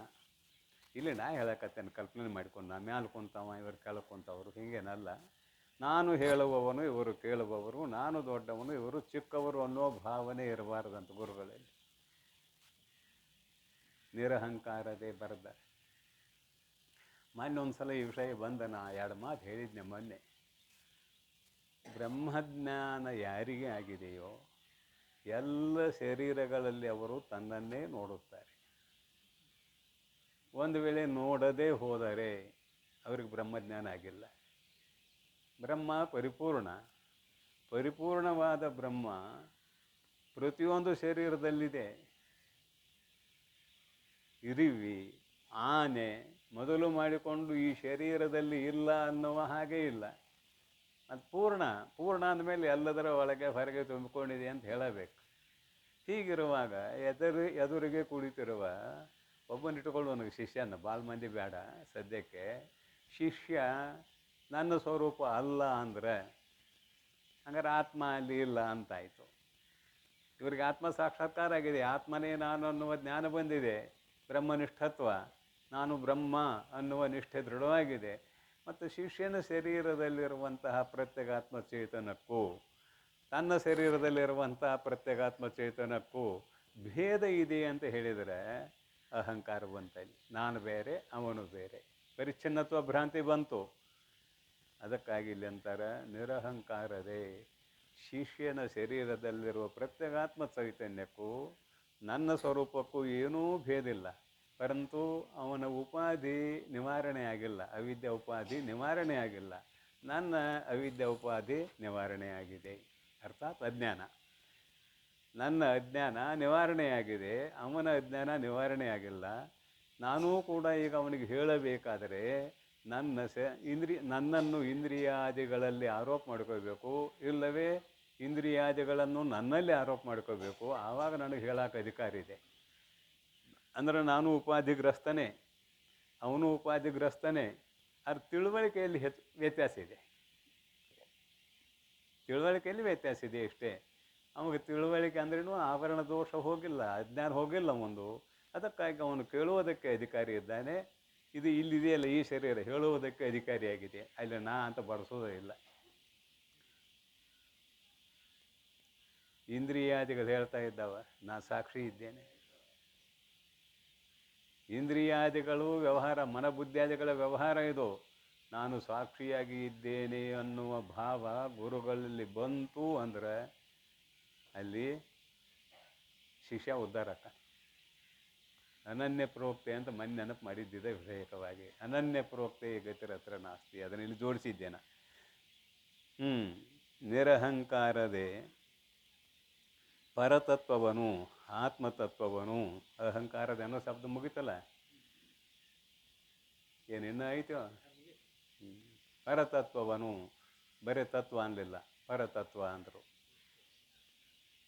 ನೋಡು ನೋಡು ನೀನೇ ತತ್ವಗೂಡದೆ ವಿಲಕ್ಷಣನಾಗಿ ನಿಂದು. ನಿಜವೂ ಬರೀತಾರೆ ಒಂದು ಕಡೆ, ನೋಡು ನೋಡು ನೀನೇ ತತ್ವಗೂಡದೆ ವಿಲಕ್ಷಣನಾಗಿ ನಿಂದು. ಇಲ್ಲಿ ಪರತತ್ವ ಅಂತ ಯಾಕೆ ಬರೋದ್ರು ಅಂತ ಹೇಳಕ್ಕೆ ಹೊಂಟಿದ್ದೇನೆ, ಮತ್ತೇನಿಲ್ಲ. ಇದರಾಗ ಸ್ಥೂಲ ಶರೀರದಲ್ಲಿ 25 ತತ್ವ ಇದಾವ ಅಂತ ಮಾತಾಡ್ತೇವಿಲ್ಲ, ಮಾತಾಡ್ತೇವೆ. ಸೂಕ್ಷ್ಮ ಶರೀರದಲ್ಲಿ 17 ತತ್ವ ಇದಾವ ಅಂತ ಮಾತಾಡ್ತೇವೆ.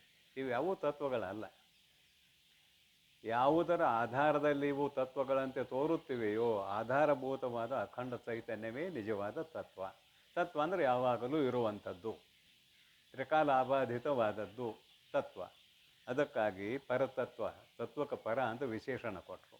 ಪರತತ್ವವನು ದೋಷವಿರಹಿತ ಮೇನೆ. ಇಲ್ಲಿ 2 ರೀತಿ ಅರ್ಥ ಮಾಡ್ತೇನೆ ರೀ. ಪರತತ್ವಕ್ಕೆ ದೋಷ ಹೇಳಕ್ಕೆ ಬರ್ತತೇನೆ. ಇಲ್ಲಿ ಪರತತ್ವ ಅಂತ ಶಬ್ದ ಬರ್ದಾರೆ ಹಿಂದೆ. ಈ ದೋಷವಿರಹಿತ ಮೇನೆ ಅಂತ ಮುಂದೆ ಬರ್ದ. ಶಿಷ್ಯನು ದೋಷರಹಿತನಾಗಿದ್ದರೆ ಅಂತ ಒಂದು ಅನ್ವಯ ಆಗೈತಿ. ಇಲ್ಲಿ ಎರಡಕ್ಕೂ ಅನ್ವಯ ಮಾಡಲಿಕ್ಕೂ ಒಂದು ಅವಕಾಶ ಐತಿ. ಹೆಂಗೆ ಅವಕಾಶ ಐತಿ? ಅಥಾತೋ ಬ್ರಹ್ಮ ಜಿಜ್ಞಾಸ ಅನ್ನುವ ಸೂತ್ರದ ಕಡೆ ಬರಬೇಕು ಒಂದು ಸ್ವಲ್ಪ ಲಕ್ಷ್ಯ ನಮ್ಮದು, ಮತ್ತೇನಿಲ್ಲ. ಅಥಾತೋ ಬ್ರಹ್ಮ ಜಿಜ್ಞಾಸ, ಆ ಸೂತ್ರದಲ್ಲಿ ಪೂರ್ವ ಪಕ್ಷಿ ಕೇಳ್ತಾರೆ, ಬ್ರಹ್ಮ ಜಿಜ್ಞಾಸೆಯನ್ನು ಮಾಡುವ ಕೆಲಸ ಇಲ್ಲ. ಯಾಕ ಅಂತ ಕೇಳಿದ್ರೆ ಅವ್ನು ಹೇಳ್ತಾನೆ, ನಿಮ್ಮ ಬ್ರಹ್ಮ ಪ್ರಸಿದ್ಧವೋ ಅಪ್ರಸಿದ್ಧವೋ? ಪ್ರಸಿದ್ಧ. ಪ್ರಸಿದ್ಧರು ಅದ್ರ ಬಗ್ಗೆ ಯಾಕೆ ಚಿಂತನೆ ಮಾಡ್ತೀರಿ? ಏನು ಕೆಲಸತಿ? ಹಗಲು ಹೊತ್ತಿನಲ್ಲಿ ಸೂರ್ಯನನ್ನು ತೋರಿಸೋದಕ್ಕೆ ದೀಪ ಬೇಕೇನು? ಅವನು ಕೇಳ್ತಾನೆ. ಪ್ರಸಿದ್ಧ ಸೂರ್ಯ, ಅವನು ತೋರ್ಸೋಕೆ ದೀಪ ಬೇಕೇನೋ? ಇಲ್ಲ. ನಿಮ್ಮ ಬ್ರಹ್ಮ ಪ್ರಸಿದ್ಧ ಆದ್ರೆ ಎಲ್ಲದರ ಒಳ ಹೊರಗೆ ತುಂಬಿದೆ ಅಂತೀರಿ, ಪ್ರಸಿದ್ಧ ಅಂತೀರಿ, ಚಿಂತನೆ ಯಾಕೆ ಮಾಡ್ತೀರಿ? ಜಿಜ್ಞಾಸೆ ಯಾಕೆ ಮಾಡ್ತೀರಿ? ಅದಕ್ಕೆ ಭಾಳ ಸುಂದರವಾಗಿ ವ್ಯಾಖ್ಯಾನ ಮಾಡಿದರು ಭಾಷ್ಯಕಾರರು. ಬ್ರಹ್ಮ ಪ್ರಸಿದ್ಧ ಹೌದು, ಅದನ್ನು ಅನೇಕ ಮತವಾದಿಗಳು ಅನೇಕ ರೀತಿಯಿಂದ ಕರೆದುಕೊಂಡು ಬಂದಿದ್ದಾರೆ. ಅನೇಕ ಮತವಾದಿಗಳು ಯಾವ ಈಶ್ವರ ಅಂತಾನ, ಯಾವ ಬ್ರಹ್ಮ ಅಂತಾನ, ಯಾವ ಅರ್ಹಂತ ಅಂತಾನ, ಯಾವ ಕರ್ಮ ಅಂತಾನ. ಆ ಬ್ರಹ್ಮಕ್ಕನ ಮತವಾದಿಗಳು ತಮ್ಮ ತಮ್ಮ ಮತಕ್ಕೆ ತೋರಿದಂತೆ, ತಮ್ಮ ತಮ್ಮ ಬುದ್ಧಿಗೆ ತೋರಿದಂತೆ ಅನೇಕ ವಿಧವಾಗಿ ಕರೆದುಕೊಂಡು ಬಂದಿದ್ದಾರೆ. ಅದೆಲ್ಲವನ್ನು ತಿಳಿಪಡಿಸಿ ನೇತಿಗಳಿದು. ಆತ್ಮತತ್ವವನ್ನು ತಿಳಿದುಕೊಳ್ಳುವುದಕ್ಕಾಗಿ ಶಿಷ್ಯ ಬಂದಿರಬೇಕು, ತಿಳಿಸುವುದಕ್ಕಾಗಿ ಗುರು ಅಲ್ಲಿ ಪ್ರವೃತ್ತನಾಗಿರಬೇಕು. ಆ ದೋಷವಿರಹಿತ ಮೇಲೆ ಅನೇಕ ಮತವಾದಿಗಳು ಆತ್ಮತತ್ವದಲ್ಲಿ ಏನೇನು ಹೆಸರಿಟ್ಟುಕೊಂಡು ತಿಳ್ಕೊಂಡಿದ್ದಾರಲ್ಲ, ಅದು ಒಂದು ದೋಷ. ತತ್ವದಲ್ಲಿ ದೋಷ ಇಲ್ಲ, ಪರಂತು ಮತವಾದಿಗಳ ಅಭಿಪ್ರಾಯದಿಂದ ಆತ್ಮ ನಿರ್ಗುಣ ನಿರಾಕಾರ ಆಗಿದ್ದರೂ ಕೂಡ ದೋಷಗ್ರಹಿತವೋ ಅನ್ನುವಂತೆ ಆಭಾಸ ಆಗಿದೆ. ಅದನ್ನು ಪರಿಹರಿಸುತ್ತಾ ದೋಷವಿರಹಿತ ಮೇನೆ ಪರತತ್ವದಲ್ಲಿ ಯಾವ ದೋಷವೂ ಇಲ್ಲ ಅಂದರೆ ಮತವಾದಿಗಳು ಹೇಳಿದಂತೆ ಯಾವ ದೋಷಗಳು ಇಲ್ಲ ಅಂತ ಆತ್ಮತತ್ವದ ಕಡೆಯೂ ಇದನ್ನು ಅನ್ವಯ ಮಾಡಲಿಕ್ಕೆ ಬರ್ತದೆ. ಇನ್ನು ಶಿಷ್ಯನಿಗಂತೂ ಮೊದಲೇ ಹೇಳಿದ್ದಾರೆ ಸೂತ್ರದಲ್ಲಿ, ದೋಷರಹಿತನಾಗಿ. ಯಾವ್ಯಾವ ದೋಷ ಅನ್ನೋದು ಕೆಳಗೆ ಬರ್ತದೆ. ಶ್ರವಣ ದೋಷ, ಮರಣ ದೋಷ, ನಿಧಿಧ್ಯಾಸನ ಅವಹ್ಯ ದೋಷ ಅಂತ ಬರ್ತಾರೆ ಈ ಸೂತ್ರದಲ್ಲಿ. ಶ್ರವಣ ಮಾಡುವಾಗ ದೋಷ ಹೆಂಗೆ ಆಕೈತಿ, ಮನನ ಮಾಡುವಾಗ ಹೆಂಗೆ ದೋಷ ಆಕೈತಿ, ನಿಧಿಧ್ಯಾಸನ ಮಾಡುವಾಗ ಹೆಂಗೆ ದೋಷ ಆಗ್ತದೆ ಅಂತ ಮುಂದೆ ವಿವರಣೆ ಮಾಡೋರದಾರ. ಈಗ ಆತ್ಮನ ಕಡೆ ಮುಖ ಮಾಡಿ ಹೇಳಿ ಆಯ್ತು, ಇಲ್ಲಿ ದೋಷ ವಿರಹಿತ ಮೇನೆ ಯಾವ ಪರತತ್ವದಲ್ಲಿ ಯಾವ ದೋಷಗಳೂ ಇಲ್ಲ. ವಿರಹಿತ ಮೇನೆ ವಿರಹಿತಂ ಏನೇ ತಿಳುಪುವವನು ಯಾರು ತಿಳಿಸಿಕೊಡುತ್ತಾರೆಯೋ ಅಂದರೆ ಮತವಾದಿಗಳು ಹೇಳತಕ್ಕಂತಹ ವಿಷಯವನ್ನು ತೆಗೆದುಕೊಂಡು ಅವರು ಹೇಳುವ ವಿಷಯಗಳು ದೋಷಗ್ರಸ್ತವಾಗಿವೆ, ಅವು ಯೋಗ್ಯಗಳು ಆಗಿಲ್ಲ, ಅಲ್ಲಿ ಹೇಗೆ ದೋಷಗಳಿದಾವೆ, ಏನಿದಾವೆ ಅನ್ನೋದು ಎಲ್ಲವನ್ನೂ ತಿಳಿಪಡಿಸುತ್ತಾ ಆ ದೋಷಗಳನ್ನು ನಿವಾರಿಸುತ್ತಾ ಅಖಂಡ ಚೈತನ್ಯದ ಜ್ಞಾನ ಇವನಿಗೆ ಆಗುವಂತೆ ಉಪದೇಶಗೈಯುವವನೇ ಕುಶಲನು. ಅಂತಹ ಗುರು ಬೇಕಾಗಿದೆ ಇಲ್ಲಿ. ತಿಳುಪುವವನು ಗುರುವರನೆಂದು, ಗುರುಗಳಲ್ಲಿ ಶ್ರೇಷ್ಠನೆಂದು. ಗುರುವರ ಮತ್ತೊಂದು ವಿಶೇಷಣ ಕೊಟ್ಟರು, ವರ. ಗುರುವರನೆಂದು, ಶ್ರೇಷ್ಠ ಗುರುವು ಎಂದು. ಇಲ್ಲಿ ಶಿಷ್ಯನ ಕೆಲಸ ಬಾಳತ್ರೆ, ಗುರುಗಳಲ್ಲಿ ಶ್ರೇಷ್ಠತ್ವ ಇದೆಯೋ ಇಲ್ಲೋ, ಇವರು ಶ್ರೇಷ್ಠ ಗುರುಗಳು ಹೌದೋ ಅಲ್ಲೋ ಅಂತ ತಿಳ್ಕೊಳ್ಬೇಕಾದ್ರೆ ಇವೇನಾಗಿರಬೇಕು, ಇವನು ಉನ್ನತ ಮಟ್ಟದ ಸಾಧಕನೇ ಆಗಿರಬೇಕು. ಸಮಾಧಿ ಷಟ್ ಸಂಪತ್ತಿ ಬೇಡ, 4 ಇಟ್ಕೊಂಡ್ಬಿಡು ಇಲ್ಲಿ. ನಿತ್ಯಾನಿತ್ಯ ವಸ್ತು ವಿವೇಕ, ಯಹಮೂತ್ರಾರ್ಥ ಫಲಭೋಗ, ವಿರಾಗ, ಸಮಾಧಿ ಷಟ್ ಸಂಪತ್ತಿ, ಮುಮುಕ್ಷತ್ವ. ಗುರುಗಳಲ್ಲಿ ಭಗವದ್ಗೀತೆಯಲ್ಲಿ ಬರೀತಾರೆ, ಸ್ಥಿತಪ್ರಜ್ಞನ ಲಕ್ಷಣಗಳು ಅವನಿಗೆ ಸಹಜ. ಸ್ಥಿತಪ್ರಜ್ಞಸ್ಯ ಲಕ್ಷಣಾನಿ ಸಾಧಕಸ್ಯ ಸಾಧನಾನಿ. ಭಗವತ್ಪಾದರ ಮಾತಿದು. ಸ್ಥಿತಪ್ರಜ್ಞಸ್ಯ ಲಕ್ಷಣಾನಿ ಸಾಧಕಸ್ಯ ಸಾಧನಾನಿ. ಅರ್ಜುನ ಕೇಳಿದ, ಸ್ಥಿತಪ್ರಜ್ಞಸ್ಯ ಕಾ ಭಾಷಾ ಸಮಾಧಿಸ್ತಸ್ಯ ಕೇಶವ ಸ್ಥಿತಧೀ ಕಿಂ ಪ್ರಭಾಷೇತ ಕಿಮಾಸೀತ ವ್ರಜೇತ ಕೆಂ. ಸ್ಥಿತಪ್ರಜ್ಞನ ಲಕ್ಷಣ ಕೇಳಿದ. ಅವು ವಿವರಣೆ ಹೆಚ್ಚಿಗೆ ಬೇಕಾಗಿಲ್ಲ. ಈಗ ಅವಾಗ ಉತ್ತರ ಕೊಡುವಾಗ ಅಧ್ಯಾಯ ಮುಗುವವರೆಗೆ ಕೊಟ್ಟಿದ್ದಾರೆ ಉತ್ತರ, ನಾವು ಹೇಗಿದ್ದಾನೋ ಏನಿದ್ದಾನೋ ಅಂತೇಳಿ. ಈಗ ವಿವರಣೆ ಮಾಡೋದು ಬೇಡ, ಅದನ್ನು ನಮಗೇನು ಬೇಕಾಗಿದೆ ಈಗ ಅದನ್ನಷ್ಟೇ ತೊಗೊಳ್ಳೋಣ. ಸ್ಥಿತಪ್ರಜ್ಞಸ್ಯ ಲಕ್ಷಣಾನಿ ಸಾಧಕಸ್ಯ ಸಾಧನಾನಿ, ಇಷ್ಟನ್ನು ತೊಗೊಳ್ಳೋದು. ಈಗ ಇಷ್ಟು ತೊಗೊಂಡು ಹೋಗೋಣ ಮುಂದೆ. ಇದರ ಅರ್ಥ ಏನು ಅಂತ ಕೇಳಿದರೆ, ಸ್ಥಿತಪ್ರಜ್ಞನಲ್ಲಿ 4 ಈಗೇನು ಹೇಳಿದ್ನಲ್ಲ, ನಿತ್ಯಾನಿತ್ಯ ವಸ್ತು ವಿವೇಕ, ಇಹಾಮೂತ್ರ ಫಲಭೋಗ ವಿರಾಗ, ಶಮಾದಮ ತಿತಿಕ್ಷ ಸಮಾಧಾನ ಶ್ರದ್ಧಾ ಉಪರತಿ ಮುಮುಕ್ಷುತ್ವ, ಅವೆಲ್ಲ ಸಹಜವಾಗಿದ್ದಾವೆ. ಶಿಷ್ಯನಲ್ಲಿ ಅವನ್ನು ಸಾಧಿಸಬೇಕಾಗಿದೆ. ಅಂದರೆ ಶಿಷ್ಯನಲ್ಲಿ ಸಾಧಿಸುವ ಛಲ ಬೇಕಾಗಿದೆ ಅವುಗಳನ್ನು. ಇವನು ಸಾಧಿಸಿಲ್ಲ ಅಂತೇರೇನ, ಇನ್ನೂ ದೃಢ ಆಗಿಲ್ಲ, ಸಾಧಿಸಿದಾನು. ಆತ್ಮ ಸಾಕ್ಷಾತ್ಕಾರ ಆಗಿಲ್ಲ. ಗುರುಗಳಿಗೆ ಆತ್ಮ ಸಾಕ್ಷಾತ್ಕಾರ ಆಗಿದೆ. ಅದಕ್ಕೊಂದು ದೃಷ್ಟಾಂತ ಕೊಟ್ಟಾರೆ. ಸಾಧಕಸ್ಯ ಸಾಧನಾನಿ ಅಂದ್ರೆ ಸಾಧಿಸಬೇಕು ಅಂತ ಅದರ ಅರ್ಥ. ಒಂದು ಗಿಡದ ರೆಂಬೆ, ಮಾವಿನ ಗಿಡದ ರೆಂಬೆ ಅಂತ ಇಟ್ಟುಕೊಳ್ಳೋಣ, ತುಂಬ ಕಾಯಿ ಬಿಟ್ಟಿದೆ, ಅದು ಬಗ್ಗಿದೆ. ಇನ್ನೊಂದು ರೆಂಬೆ ಕಾಯಿ ಬಿಟ್ಟಿಲ್ಲ, ಅದನ್ನು ಜಗ್ಗಿ ಹಿಡ್ದಾನವ, ಅದು ಬಗ್ಗೈತಿ. ಅದು ಕೈ ಬಿಟ್ಕೊಡ್ಲಿ, ಅದು ಮ್ಯಾಲೆ ಹೋಗ್ತೈತಿ. ಈ ಸಹಜವಾಗಿ ಬಗ್ಗಿದ್ದು ಅದರಿಂದ ಬಗ್ಸೋದು ಬೇಡ. ತುಂಬ ಕಾಯಿಗಳುಳ್ಳ ರೆಂಬೆ ಇದ್ದಂತೆ ಗುರು. ಆ ರೆಂಬಿ ಜಗ್ಗಿ ಹಿಡಿದುಕೊಂಡು ನಿಂತವನಂತೆ ಶಿಷ್ಯ. ಇಬ್ಬರು ಒಂದೇ ಜಾಗದಾಗ ಅದಾರ. ಏನು, ಇಬ್ಬರು ಒಂದೇ ಜಾಗದಾಗ ಇದ್ದಾರೆ ಅಂದರೆ ಏನಿದಾರೆ ಅರ್ಥ? ಇಬ್ಬರಲ್ಲಿಯೂ 4 ಅದಾವು. ಯಾವ ಮೊದಲು ಹೇಳಿದ್ದು ನಿತ್ಯಾನಿತ್ಯ ವಸ್ತು ವಿವೇಕ ಮೊದಲು ಮಾಡಿಕೊಂಡು, ಆದರೆ ಪೂರ್ವ ಪಶ್ಚಿಮ ಆಗೈತಿ. ನಿಲ್ಲೋ ಜಾಗ ಏನಾಗೈತೆ ಅಂದ್ರೆ ಪೂರ್ವ ಪಶ್ಚಿಮ ಆಗೈತಿ. ಬೆಳಗಿನ 6-7 ಗಂಟೆಗೆ ಇಟ್ಕೊಳ್ಳೋನು. 7 ಗಂಟೆಗೆ ನಿಂತಿದ್ದಾರೆ ಇಬ್ಬರು. ಒಬ್ಬ ಪೂರ್ವಕ್ಕೆ ಮುಖ ಆಗ್ಯಾನ, ಒಬ್ಬ ಪಶ್ಚಿಮಕ್ಕೆ ಮುಖ ಆಗ್ಯಾನ. ಪೂರ್ವಕ್ಕೆ ಮುಖ ಆದವ ತನ್ನ ನೆರಳು ದಾಟ್ಯಾನ. ಪಶ್ಚಿಮಕ್ಕೆ ಮುಖ ಆದವ ನೆರಳು ದಾಟ್ಯಾನ, ಮುಂದೈತೆ ಅವನ ನೆರಳು. ಈ ದಾಟ್ತಾವ ಯಾರು, ದಾಟವ ಯಾರು ಅಂದ್ರೆ ದಾಟಬೇಕಾದವ ಶಿಷ್ಯ, ದಾಟಿದವ ಗುರು. ಶಿಷ್ಯ ಈಗ ಏನಾಗಬೇಕು ಅಂದ್ರೆ ಗುರುವಿನಂಗೆ ಈ ಕಡೆ ಮುಖ ಆಗಬೇಕು, ಪೂರ್ವದ ಕಡೆ ಮುಖ ಆಗಬೇಕು. ಪೂರ್ವದ ಕಡೆ ಮುಖ ಆಗಬೇಕಂದ್ರೆ ಏನಾದ್ರು ಅರ್ಥ, ಅಂತರ್ಮುಖ ಆಗಬೇಕು. ಆತ್ಮನನ್ನು ತಿಳಿದುಕೊಳ್ಳುವುದಕ್ಕಾಗಿ ಅಂತರ್ಮುಖ ಆಗಬೇಕು. ಅಂದರೆ ಇನ್ನು ಶ್ರವಣ ಮನನ ನಿಧಿಧ್ಯಾಸನ ಮಾಡಬೇಕು ಅನ್ನೋದು ಇಲ್ಲಿ ಸಹಜ. ಇಬ್ಬರು ಒಂದು ಜಾಗದಾಗ ನಿಂತಾರೆ ಅನ್ನೋದು ಗೊತ್ತಾಯ್ತಲ್ಲ. ಯಾವ ದೃಷ್ಟಿಯಿಂದ? ಈ ಸಾಧನ ಚತುಷ್ಟಯ ಸಂಪತ್ತಿನ ರೂಪಿನಿಂದ.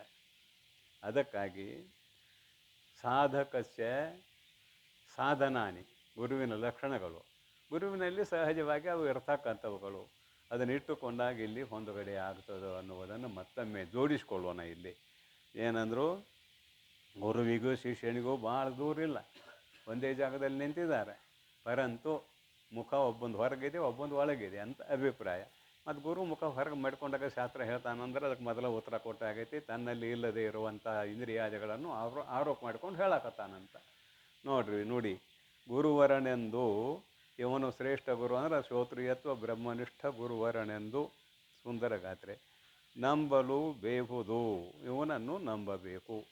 ಇಂತಹ ಗುರುಗಳನ್ನು ಆಯ್ಕೆ ಮಾಡಬೇಕಾದ್ರೆ ಶಿಷ್ಯನಲ್ಲಿ ಇದು ಇದು ಯಾವುದು ಸಾಧನ ಚತುಷ್ಟಯ ಇರಬೇಕು.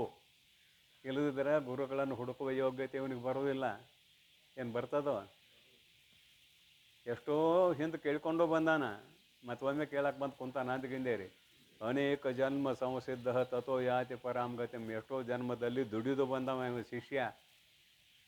ಗುರುವಿನಲ್ಲಿ ಬ್ರಹ್ಮನಿಷ್ಠತ್ವ ಶ್ರೋತ್ರಿಯತ್ವ ಇದೆಯೋ ಇಲ್ಲೋ ಎಂದು ಗುರುತಿಸುವ ಯೋಗ್ಯತೆ ಅವನಿಗೆ ಬೇಕಲ್ಲ, ಅವಾಗ ಯೋಗ್ಯ ಶಿಷ್ಯ ಆಗ್ತಾನೆ.